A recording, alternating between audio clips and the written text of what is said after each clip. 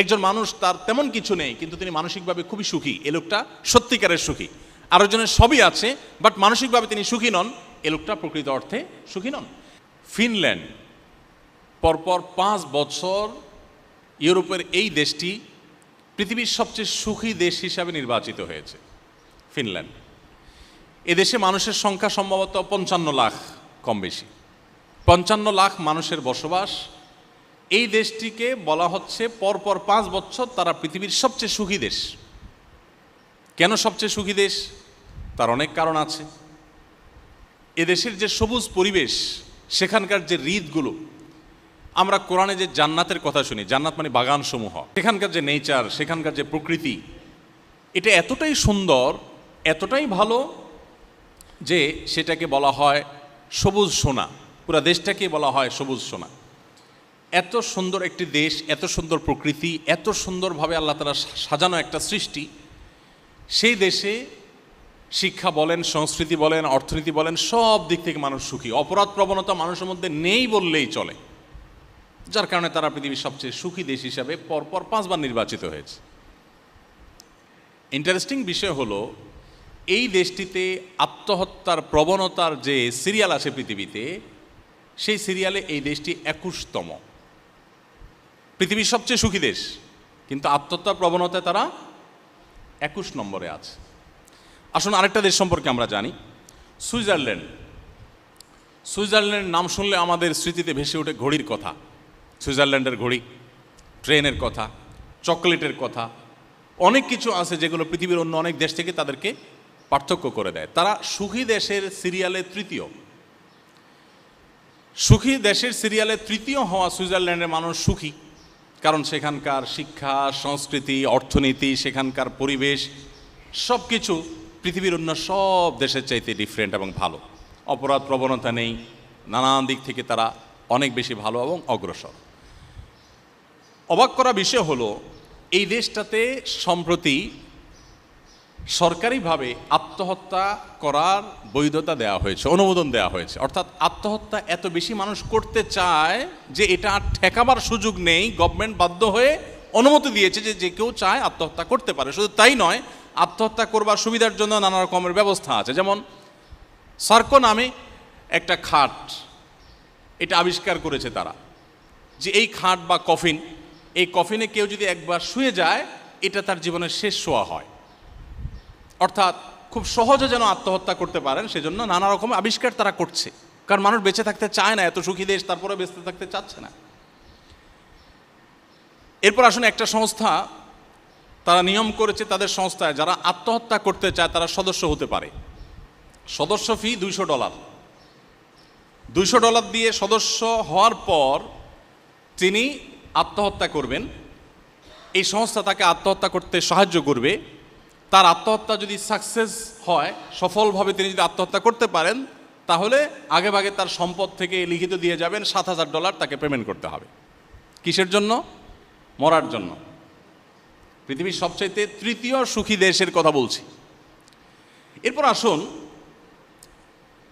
একটি বই আরবিতে, এটা অনুবাদ আমি বাংলায় করেছিলাম সৌদিতে যখন ছিলাম তখন। বইটার নাম হলো রব্বি আল্লাহ, আমার রব আল্লাহ। কেন ইমানদার সুখী হয়, কেন নামাজ মানুষকে সুখের দিকে নেয়, কেন ডিপ্রেশন থেকে বাঁচার একমাত্র ওয়ে হলো নামাজ ও ইমান, রিয়েল ওয়ে, প্রকৃত উপায় যে কেন, এটা বোঝাবার জন্য বলছি যে রব্বি আল্লাহ কিতাব, এই বইটির মধ্যে একটা গ্রাফ আছে। সে গ্রাফটা হলো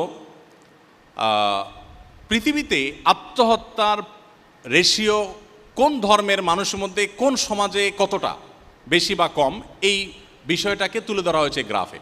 সে গ্রাফে উল্লেখ করা হয়েছে যে পৃথিবীতে সবচাইতে আত্মহত্যার প্রবণতা সবচেয়ে বেশি হলো ধর্মে অবিশ্বাসী নাস্তিকদের মধ্যে, সব দেশেই এটা। এবং এই জরিপটা যার তার জরিপ না, এটা বিশ্ব স্বাস্থ্য সংস্থার জরিপ, এবং 1 বছরের জরিপ না, ওখানে পরপর কয়েক বছরের জরিপ তুলে ধরা হয়েছে যে পরপর অনেক বছর ধরে একই রেশিও দেখা যাচ্ছে, সবচেয়ে বেশি আত্মহত্যার প্রবণতা হলো নাস্তিকদের মধ্যে। এরপর মজার বিষয় হলো, সবচেয়ে কম আত্মহত্যার প্রবণতা হলো মুসলমানদের মধ্যে। পৃথিবীতে কয়েক বছরের জরিপ তুলে ধরা হয়েছে, পৃথিবীতে সবচেয়ে কম আত্মহত্যা হয় মুসলমানদের মধ্যে। এখন প্রশ্ন ওঠে যে পার্থক্যের জায়গাটা কোথায় আসলে? পাশাপাশি আরেকটা তথ্য দিয়ে রাখি, আমার পৃথিবীতে যে সমস্ত দেশে যাওয়ার সুযোগ হয়েছে এর মধ্যে জাপান সম্পর্কে আপনারা জানেন, জাপানে আমার যাওয়ার সুযোগ হয়েছে, কোরিয়াতে আমার যাওয়ার সুযোগ হয়েছে। আপনারা জানেন যে জাপানিজরা সবচেয়ে ভদ্র, জেন্টেল পৃথিবীর।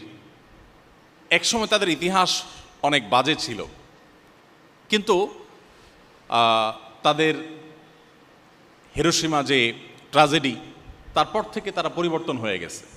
জাতি হিসাবে পৃথিবীর সবচেয়ে সভ্য, সবচেয়ে ভদ্র, সবচেয়ে জেন্টেল জাতি তারা। এবং জাপান থেকে ঘুরে আসার পর বেশ কিছুদিন যাবৎ আমি একাধিকবার গিয়েছি, যেবারই গিয়েছি সফর শেষ করে দেশে আসার পর আমার নিজেরই আচার আচরণের মধ্যে এক ধরনের পরিবর্তন আমি লক্ষ্য করতাম। অফিসে যখন স্টাফদের সাথে কথা বলতাম আস্তে আস্তে কথা বলতাম, বাসায় যখন কথা বলতাম পরিবারের সদস্যদের সাথে ধীরে ধীরে কথা বলতাম, কারণ ওখানে ওই যে মানুষ ফিস ফিস করে কথা বলে, কেউ কারো দ্বারা যেন ডিস্টার্ব না ফিল না করে, কেউ কারো দ্বারা কষ্ট না পায়, এতটা জেন্টেল তারা। বেশ কিছুদিন তাদের মধ্যে থাকলে দোকানপাট রাস্তাঘাটে গেলে নিজের মধ্যে একটা পরিবর্তন চলে আসে, এই লেভেলের জেন্টেল। এবং তথ্য প্রযুক্তিতে তারা কতটা এগিয়ে সেটা তারা বলার অপেক্ষা রাখে না। আপনারা ইঞ্জিনিয়ারিং কলেজের স্টুডেন্ট, আপনাদের আরও ভালো জানা থাকার কথা। এই জাপানিজদের মধ্যে আত্মহত্যার প্রবণতা সবচাইতে বেশি, কোরিয়ানদের মধ্যে আত্মহত্যার প্রবণতা সবচাইতে বেশি। এত বেশি আত্মহত্যার প্রবণতা এমনকি জার্মানিদের মধ্যে, ওই রব্বি আল্লাহ বইয়ের মধ্যে লেখা আছে যে অস্ট্রেলিয়াতে একটা ব্যাগ আবিষ্কার করা হয়েছে, লাইফ ব্যাগ না কি যেন নাম, এটা জাস্ট সেট করবে আর আত্মহত্যা হয়ে যাবে। আত্মহত্যার জন্য যে কত রকমের কসরত এবং প্রচেষ্টা। এখন আমার প্রশ্ন হলো, পৃথিবীর সবচাইতে সুখী দেশ, পৃথিবীর সবচাইতে আপনার সুন্দর দেশ হওয়ার পরও মানুষ বেঁচে থাকতে চাচ্ছে না কেন? কারণ একটাই, যে সব কিছুই আছে, মানসিক প্রশান্তিটা আসলে নেই। নবী করিম সাল্লাল্লাহু আলাইহি ওয়াসাল্লাম বলেছেন, লাইসাল গিনা বিকাসরাতিল আরদ। পৃথিবী তথ্য প্রযুক্তির উন্নতির চরম শিখরে পৌঁছে যেতে পারে, নানা রকমের আবিষ্কার দিয়ে পৃথিবীর মানুষের জীবনযাত্রাকে পানির চাইতে সহজ করে ফেলা হতে পারে, বাট এর কোনোটি মানুষকে সুখী করবে না, এর কোনোটি মানুষকে মানসিক প্রশান্তি এনে দিবে না। ওয়ালাকিন্নাল গিনা গিনান নাফস। নবী করিম সাল্লাল্লাহু আলাইহি ওয়াসাল্লাম বলেছেন, এই সচ্ছলতা, এই উন্নয়ন, এটা আসলে প্রকৃত সচ্ছলতা নয়। আসল এবং প্রকৃত সচ্ছলতা হলো মানুষের মানসিক প্রশান্তি। একজন মানুষ তার তেমন কিছু নেই কিন্তু তিনি মানসিকভাবে খুবই সুখী, এ লোকটা সত্যিকারের সুখী। আরেকজনের সবই আছে বাট মানসিকভাবে তিনি সুখী নন, এ লোকটা প্রকৃত অর্থে সুখী নন। আমাদের দেশের কথা যদি আমরা বলি, আমি কিছুদিন আগে বগুড়া গিয়েছি, একজন ডক্টর চিকিৎসক তিনি আমাকে এসে বললেন যে ভাই, আমাদের এই বগুড়াতে গেল কয়েক বছরে আত্মহত্যার প্রবণতা খুব ভয়ঙ্করভাবে বেড়ে চলেছে এবং রেশিওটা এতটাই বৃদ্ধি পেয়েছে যে এটা রীতিমতো ভাববার মতো। এই বিষয়ে আপনি কিছু বলেন। আপনারা অনেকেই জানেন যে করোনাকালীন সময়ে শুধুমাত্র বিশ্ববিদ্যালয়ের শিক্ষার্থীদের মধ্যে যেই পরিমাণ আত্মহত্যার ঘটনা দেখা গেছে এক বছরে, সেটা এর আগে 10 বছরেও দেখা যায়নি। এবং দিন যত যাচ্ছে আমাদের মধ্যে এই প্রবণতা বাড়ছে। কেন বাড়ছে? দিন থেকে, ইসলাম থেকে আমরা দূরে সরছি। যতটা দূরে সরব তত বেশি আমাদের অশান্তি আমাদেরকে ঘিরে ধরবে। ডিপ্রেশন এখন ঘরে ঘরে, ডিপ্রেশন এখন জনে জনে, এখন প্রতিটা মানুষ কম বেশি ডিপ্রেসড।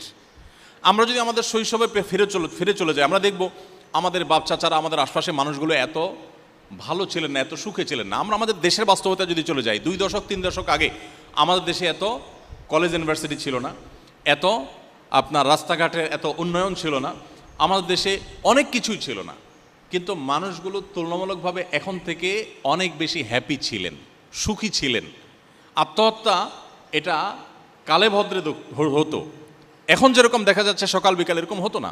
এর অন্যতম কারণ হলো তাদের ভিতরে ইসলামের চর্চা কিছুটা হলেও ছিল, যেটা এখন একেবারে নাই। সম্মানিত উপস্থিতি, নামাজ সম্পর্কে আমি বলছিলাম, প্রিয় নবী সাল্লাল্লাহু আলাইহি ওয়াসাল্লাম বলতেন, আরেহনা বিহা ইয়া বেলাল।